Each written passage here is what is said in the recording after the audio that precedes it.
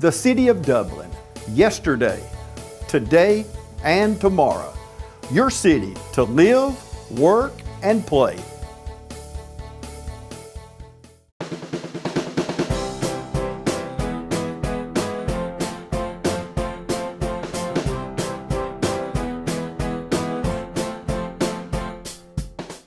Welcome everybody. I am so glad. I always get excited to come to the fire station. Chief, I know you're in the fire business. I call it the fire business. You're the chief man in the city of Dublin. But do you get excited coming in here like I do? I just love these fire trucks. There's days it's exciting and there's days it's not exciting. I understand. But I do enjoy my job for the most part. Yeah.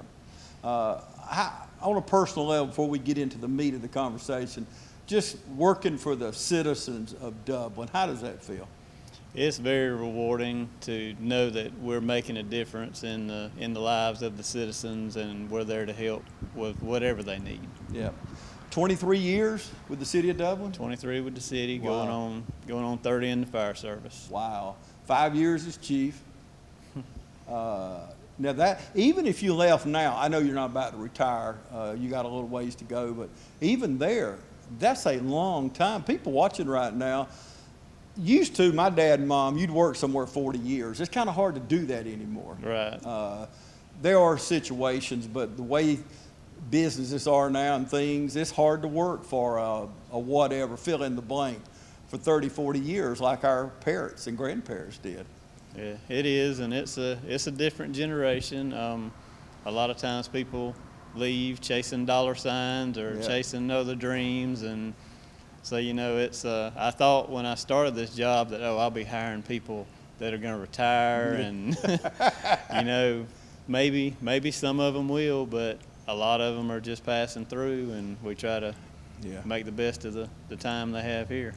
And how much training do y'all do on I'm not going to mean on a typical day, but how much training goes in, first of all, when you go into this to work with the fire department, and then how much continuous training? Well, there's 8 weeks at the beginning of it to just be a basic certified firefighter for the state of Georgia. And then every year you have to have at least 24 hours, but ISO, they require at least, I think, 180 hours. So, there's training goes on nearly every shift. Maybe not on the weekends, but during the week we try to do something, because you don't want to wait till the end of the year to try to cram all that into. Can't do it. No. So there's initial training. I've been up and toured the facility in Forsyth. So do y'all use that for the initial training, or do you use that at all? We do. We use that for initial training and continuing education, and they've got all kind of training for people that want to move up in the department, get their officer certifications and things like that. So that's one of I feel like I'm kind of a travel agent of sorts, because when somebody wants to go to school, then okay, I got to find you a hotel room and get all that worked out, get all the paperwork, so we get the tax exempt forms and all that. So I never thought I'd be a travel agent as a fire chief, but you're doing a good job. Can you make me a reservation? I can. I know some people. Where do you want to go? Yeah, you know people that know people, huh? Well, it's so cool. You may not think so, but as I've toured the facility in Forsyth, these buildings that you run into, a burning building, they have these. It's real life things that you are going in, and I've heard about some of the training once you get in there and trying to get out of this building, find a way out. But it's an incredible facility, and we're fortunate to have it, aren't we? Oh, we are very fortunate, because if we didn't have that, the county has a small burn building, but it's nothing like the facility up there. Yeah, oh, it's incredible. So before we go too far, I wanted to talk to you. We lost Chief Robert Drew this past year, and if there's ever been a man that loved the fire department, it was him. And what do you think about that?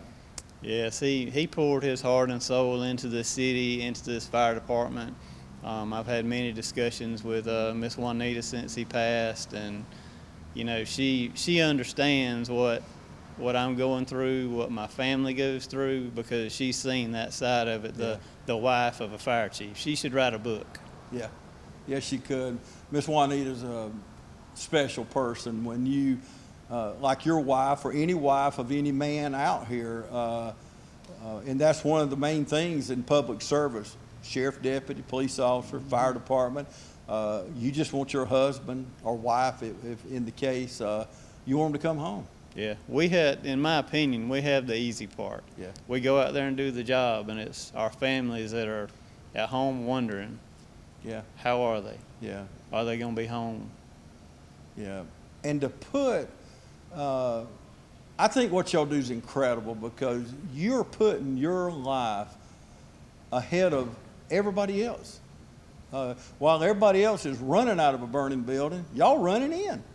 Yeah, and that's part of the training, is that teaching. I mean, they teach us how to take care of ourselves, but there's a point where we're putting it all out there. We're going past maybe sometimes what we should, because saving a life, there is no greater thing.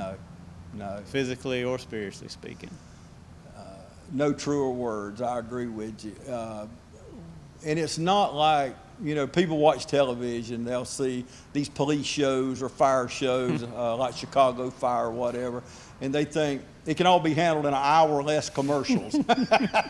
Yeah, it's not like that, is it?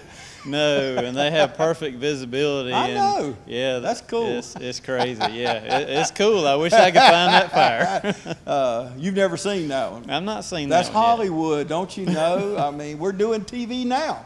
So, but what you see now is real. We're doing a real show here. But yeah, I watch those, and not only that, like you see these CSI shows, and people think you ought to solve a crime. Our police officers or whoever, detectives. Yeah. You ought to solve it in an hour. That's right. That's what so-and-so did on television. Exactly. But Don Johnson, that was back in our day, Miami Vice or whatever. But anyway, but it's not television. This is real life, and your people, it's their lives. That's and right. your decisions a lot of times can affect that in the good and the bad, can it? Yeah, that's right, because there's times where the staff, they want to keep going. They just give me a few more minutes, but we have to look at it. What can we save? What are we risking versus what are we gaining? And I know this community lost a couple years ago. We lost two people in one family, and I think back. I know this family well, and I love them dearly. And I want to use this as a teachable moment, but. Some of these people, and I know other fires, they're actually found somewhere around the door. That's right. What can we do if we wake up tonight and there's a fire blazing? What can we do to keep that smoke?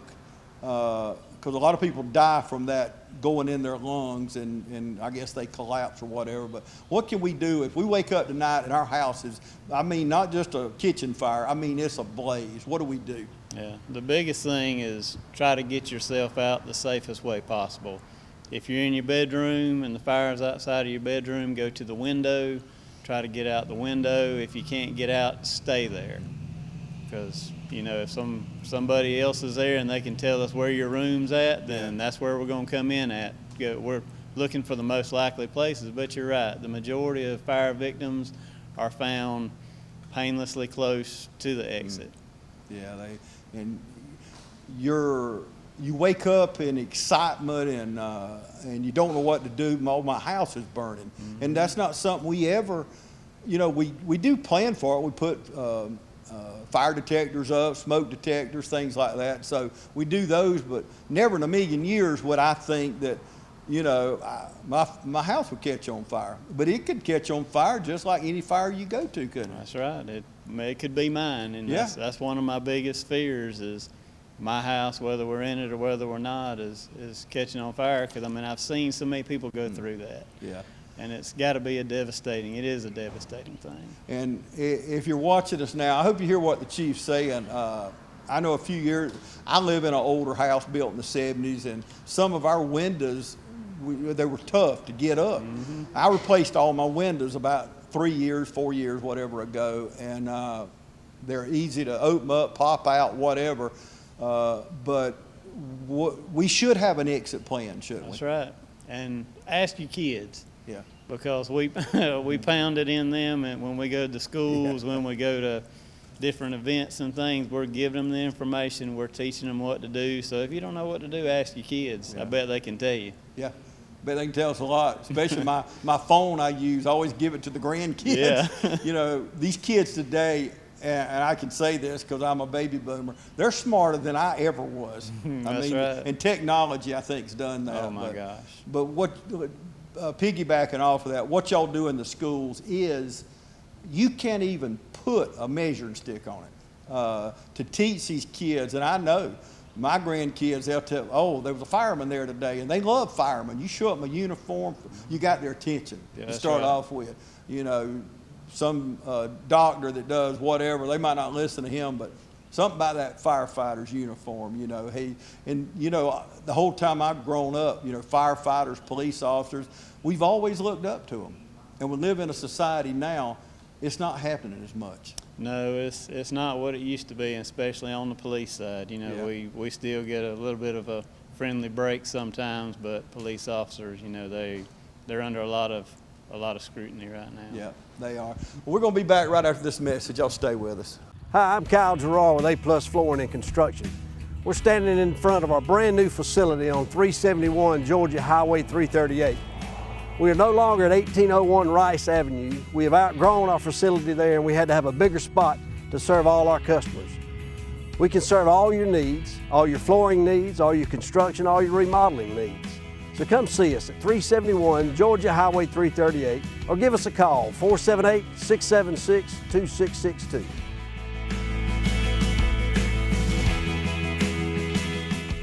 I'm Brian Bazemore, President and CEO of Community Bank of Dublin-Lawrence County. We would like to invite you to come by and experience a welcoming banking environment. Come by today and have a cup of coffee and let us talk with you about our many products, savings accounts, checking accounts, CDs, and our many loans. You're more than just a number to us, you're family. Come by today, Community Bank of Dublin-Lawrence County, member FDIC, and equal housing lender. Here at Stepping Stone, you are never alone. If you or someone you know has been a victim of child abuse, please call our fully confidential crisis number at 478-595-8339. Welcome back, everybody. I have with me Chief Matthew Cutler, fire chief here, 5 years, been in the fire business forever and ever. Amen, hadn't you? I mean, Seems like it. I hate to say how long, because you don't look that old. I look old. You've been doing this 30 years, and you look like you just right out of college or something, man. I don't see no gray hair. You got more hair than I do. I don't even like that. I think I'm going to end this interview, but I'm kidding. I thank the world of our fire chief. Y'all, unbelievable. The guys here, I know a lot of times you're here and it's downtime, but let me tell you what. When that bell goes off or that call comes in, I mean, y'all got a one-track mind, don't you? That's right. Get there. Yeah, because you never know. You don't know up front, maybe. They may say, hey, my mom was trapped inside or whatever. But I had a neighbor years ago, husband and wife lived in this house with her. Her dad was disabled in a wheelchair. And they got out of the house and got to the car, and he was going to use his cell phone to call the fire department. And it just hit her. Oh my gosh, my dad's in there. So she run back in. They found her 3 feet inside of that door. Mm-hmm. And she was dead, and so was her dad. But, you know, you're not thinking. My daddy, my brother, my mama, you don't care about yourself all of a sudden. But we have to think straight, and I've heard you say this before, have a plan ahead of time. That's right. And going back in a house that's on fire is one of the worst things you can do, and that example you gave is exactly why. Because that smoke, those toxins in that smoke, I mean, they'll kill you almost immediately. And we don't realize, I was having some breathing problems several years ago. I went to the doctor, and he was kind of talking to me about my life and all, and he knew me, but I was telling him I have a burn pile that I throw everything on, and I'll burn it. Matter of fact, I burned it last weekend. But he said, James, you know what you breathing? I said, yeah, smoke. He said, no. think about what's in there. Poison ivy, poison oak, whatever. You know, all these things are burning, and it's just not the smoke, but it's what you're inhaling with it. And I'm not comparing that with a house, but we don't realize what we're sucking into our lungs. And no matter what anything you're breathing into your lungs other than fresh air, it shouldn't be in there. That's right. In a fire, a house on fire, a dumpster on fire, something like that, I mean, that's like a hazmat fire, really, because there's so many unknowns. There's so many things that are in there that can kill you. Let's, we're talking about saving lives here, smoke detectors. I see smoke detectors now at fill in the blank around town, it don't matter, different businesses, and it says you don't have to change the batteries. They're lifetime. Well, that's their life, I think. That's not my life. I might live another 30 years. I don't think they're going to stay that long. But yeah. How do we know? There is a tester on mine. I know that's that. Right. But, you know, you see these and automatically you say, we used to say every time the time changes, you know, change the batteries. But yeah. They're selling these more advanced now. What about those? Those are 10-year. They may say lifetime, they may say lifetime battery, but 10 years is the longest you need to run one. And if you can't find the year, model, or whatever, if it starts to turn yellow, because all smoke detectors are white when you start out. Yeah. So if they've started turning yellow, they need to go. And for people who can't afford them, we've got a program here. You call 478-277-5030. You talk to Miss Jolitha, and she'll set you up for us to either install them or let you come get them. Yeah. And we want to thank our businesses. We have businesses around town. I know Phil Patel. Yeah. He's a huge partner. Yeah. He don't have to do that. And I've asked him before, and he loves this community. And what better love for your community than to, there's no telling how many lives have been saved. Yeah, that's right. And the way he got involved is his family's life was saved because of that smoke alarm. Because it was burning above them and they didn't even know it. Smoke alarm goes off and they find out that the house is on fire. So all I have to do with Mr. Patel, send him a text message. Yeah. So Mr. Patel, if you can, and I always start it, if you can, because I don't want him to feel obligated to do it, but like, hey, we're running low. If you can, and he'll text me back, I'll have it for you as soon as I can, or come on out, I've got a case waiting for you. That's, and that is our community through and through. You and I know that. We've lived here practically all our life, and we see that. You don't usually hear about the good people. You hear about the bad things, but there's a lot of Phil Patels. There are. In Dublin, East Dublin, Lawrence County. So where in our homes should we have, how many should you have, and where should they be? You should have at least 2 per floor. Have one near the kitchen but not in the kitchen, because if you put it in the kitchen, then it's going to go off all the time and you're going to take the battery out, or you're going to cover it or something like that. Not so yeah, just put it in the area of the kitchen. So if a fire does start, because that's your most likely place for it to start. And then the other place is outside the bedrooms. So you have alert there. It's best if you can afford it to have one in every single bedroom, but a lot of people can't afford that. Right. That's interesting, because I see a lot of homes. I've been in homes where, you know, they're built kitchen, living room, den, and then there's this long hall with 3-bedroom, 4-bedroom, whatever. So really ideal is to put one in each bedroom or outside the bedroom? Both if you can. Okay. But if you're limited, then put it outside the bedrooms. And if you're in that situation where you've got a long hall with multiple bedrooms, put it closest to the kitchen outside those bedrooms, because like I say, that's your most common source. Okay, we see fire, we see smoke, but carbon monoxide's a whole different thing. What about it is. That is colorless, it's odorless, and it can kill you. So if you're running natural gas or the LPG, then you need to have a carbon monoxide detector. Same thing, 10 years. Yeah, about 10 years on those as well. And I know in my home we've got the combination. They were a little more expensive, but like you've told me many times, and I'm a good listener. You know, you don't have to tell me but one time, but where those things go and how important they are. I'd rather do without something else. Yeah. And I say that to everybody: do without going out to eat one night, or do without whatever, because those, and if you've got gas logs in your home or whatever, natural gas, you just don't know. Yeah. You just don't know. You don't know, and I mean that small price is well worth your life. Oh, absolutely. Absolutely. Well, I told you at the beginning of the show, we're going to take another break, come back and wrap things up, but I love being in a firehouse. This is just so much fun. They're at work. I just get to come by and visit. So y'all stay with us. We'll be back right after this. The City of Dublin Natural Gas provides the most cost-efficient source of energy available today. So for your home, choose the most natural resource. Safe, clean, efficient.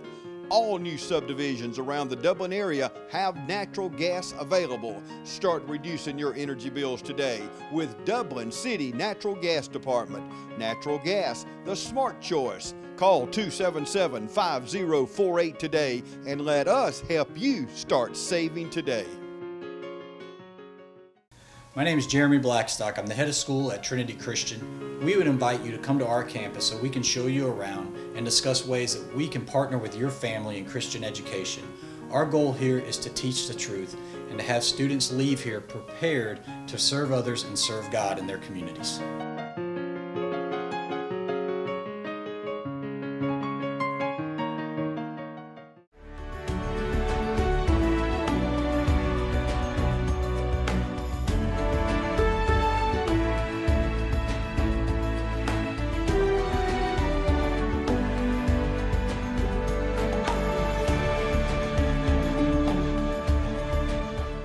Welcome back, everybody. We're going to wrap things up here at our one of our Dublin fire departments. We're on Saxon, and I kind of cut through here when I play golf. I'm on the other side of town, and I kind of wheel by here. Always look over to see, are the fire trucks in here or are they out?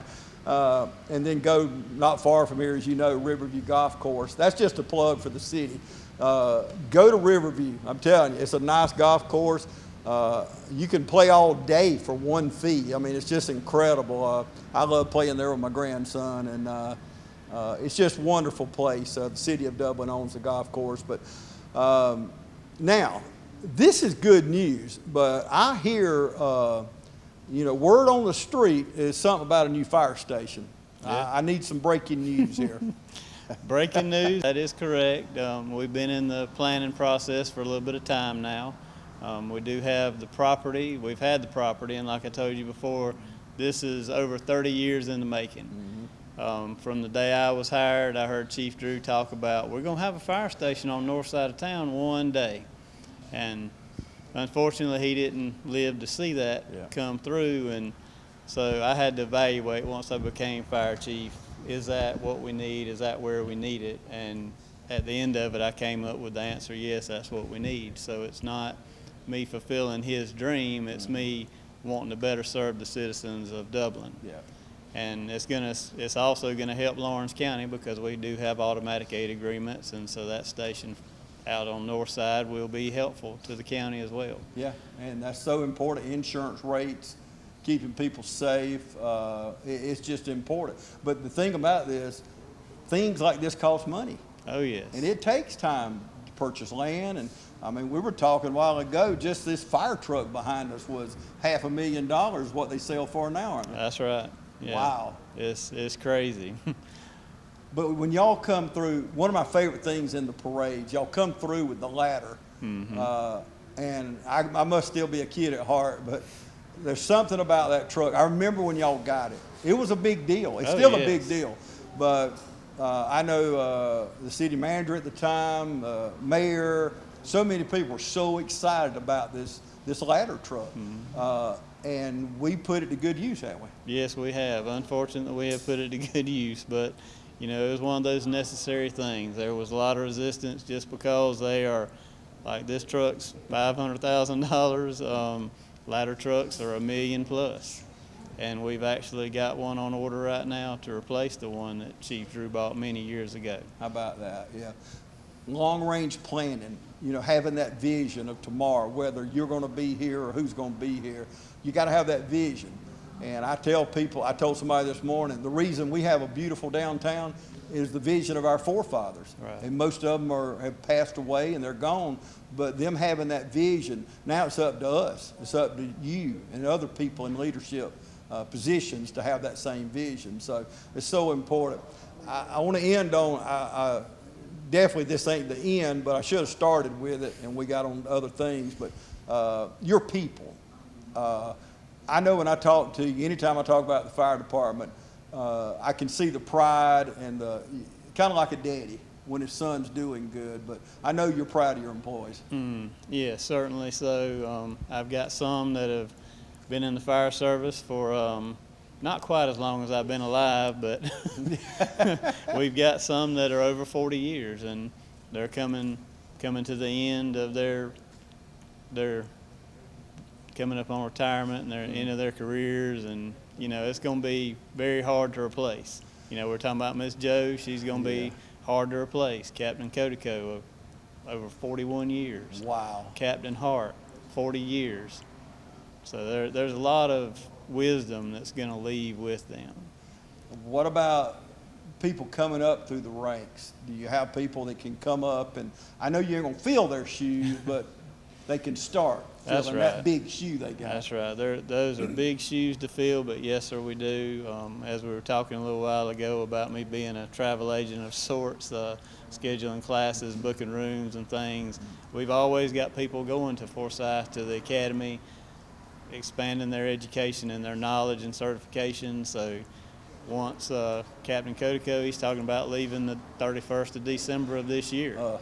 So I've got 3 lieutenants that are all capable, and they're going to be fighting to get that position. Yeah, good. And then once their positions are open, I've got sergeants that are got their officer certifications, and they're waiting to step up into that lieutenant spot, and all the way down the line. And the corporals, I've got corporals ready to go to sergeant, and I've got people that had a guy in my office the other day looking for a job, and I'm like, well, I don't have you a position yet, but it's coming. So I mean, there's movement. We've had some recent corporal promotions, so there's a lot going on, and very proud of the motivation.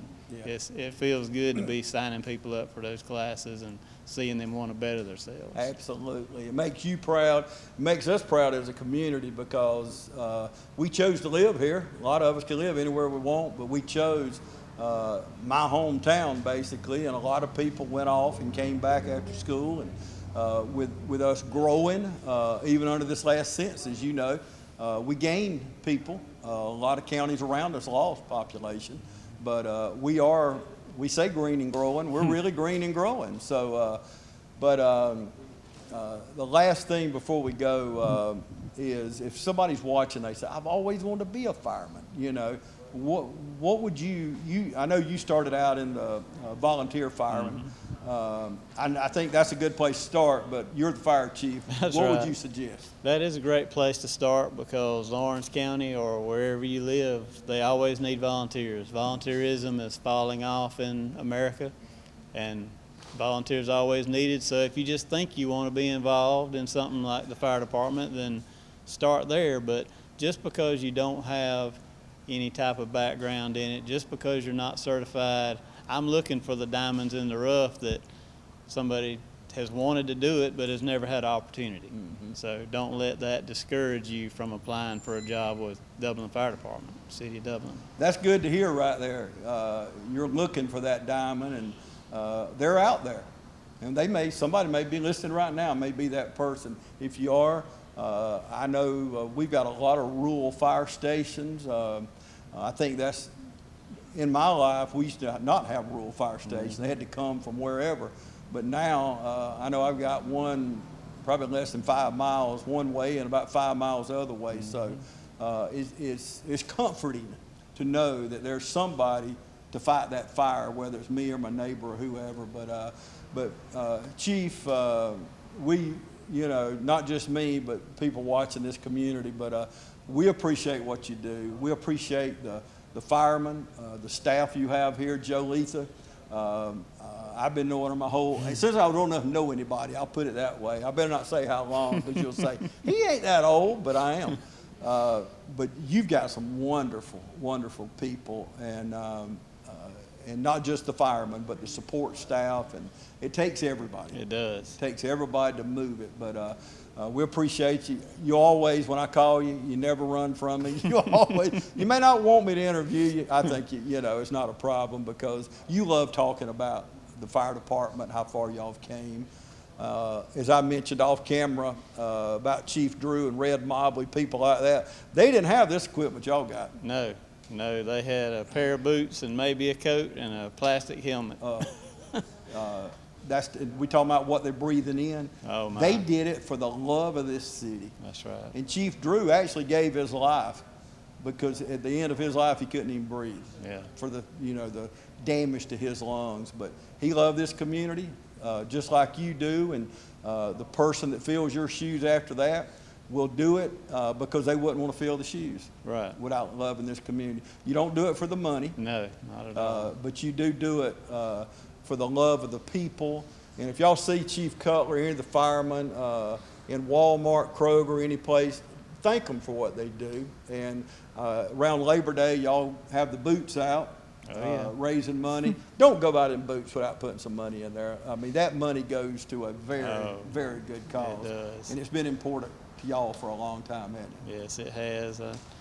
We got a young man that lives in this community that has survived muscular dystrophy, and we're very passionate about that cause. That's incredible. Thank you, Chief, and thank y'all for watching us today right here on TV 35.